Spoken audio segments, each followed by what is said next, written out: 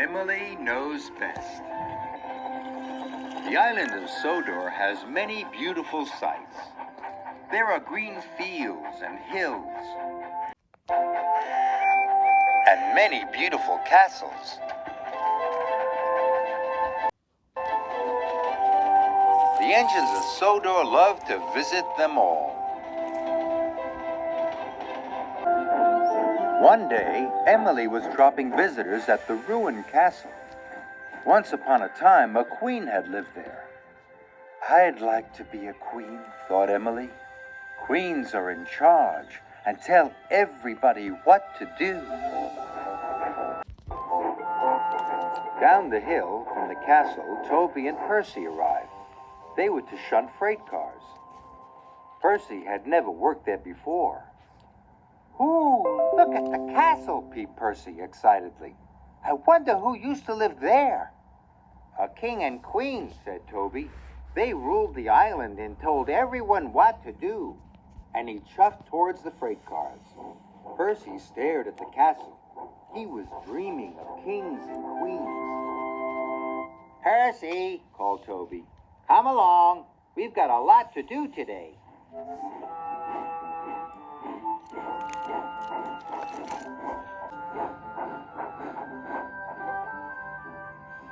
Waiting for passengers is boring, huffed Emily.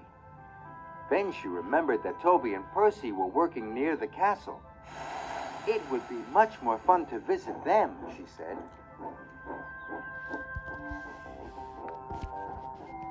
Toby and Percy were waiting to be coupled up when Emily chuffed in. She was very excited about the castle. Percy, she whistled, I've had an idea. Let's play a game. Percy looked pleased. I'll be queen, and I'll tell you what to do today, she said. It'll be fun. Percy liked the idea of having fun. But Toby thought Emily's idea was silly. You have to be clever to be a queen, he said wisely, and know the right thing to do. I always know what to do, huffed Emily. Toby laughed. That made Emily cross. I'll show Toby that Queen Emily knows best, she wished. Toby was now coupled up to his freight cars. Percy thought his looked like troublesome trucks. Don't worry, said Toby. I'll be back soon. If you can't manage the troublesome trucks, wait for me and I'll tell you what to do. And Toby steamed slowly away. The troublesome truck started to moan and groan. No, you don't. They clattered and chattered. Percy knew they were going to be trouble. Emily had been watching Percy. If I want to be a queen, I must tell Percy what to do, she thought, because I know best. Percy was shunting the troublesome trucks as hard as he could, but they wouldn't move. They were being very difficult. Emily chuffed to a halt.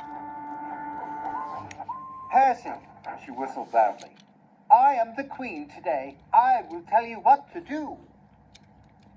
Percy was worried. Toby usually knew best.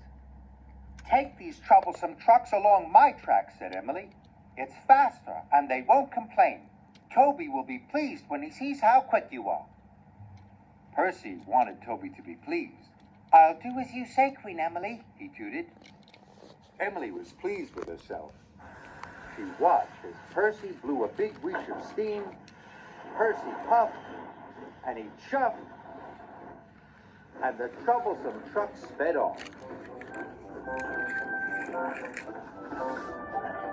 Emily let out a whoosh of steam. She did know best. But suddenly, there was a terrible noise.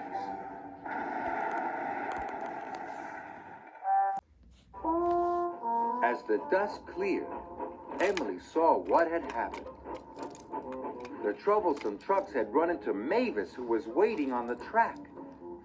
Luckily, no one was hurt, but her load of stone had spilled all over the lines, and one of the freight cars had come off the rails, knocking over a telephone pole. Percy, cried Mavis, you're not supposed to be on this track. Emily was shocked. Then there was another loud crash. It was Toby.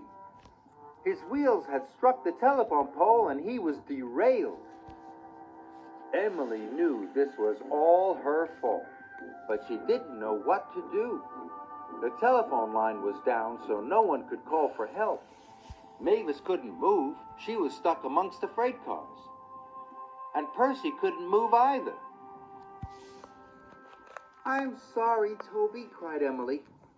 I can't be a queen. I don't know what to do. I don't know best. Toby wished out a great cloud of steam. I know what to do, he cried. Emily, you must go and get help. Emily knew Toby was right. She steamed off as fast as she could.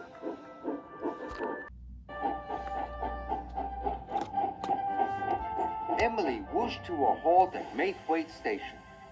She told the station manager what had happened. Quickly, he phoned for help.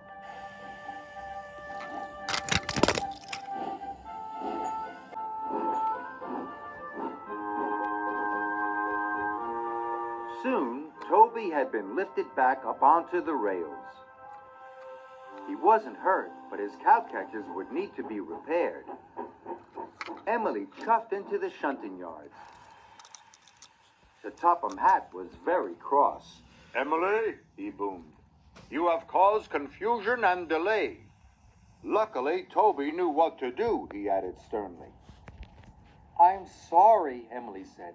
Knowing the right thing to do isn't as easy as I thought, she chuffed. In future, I'll leave that job to a king, or a queen, or to Toby.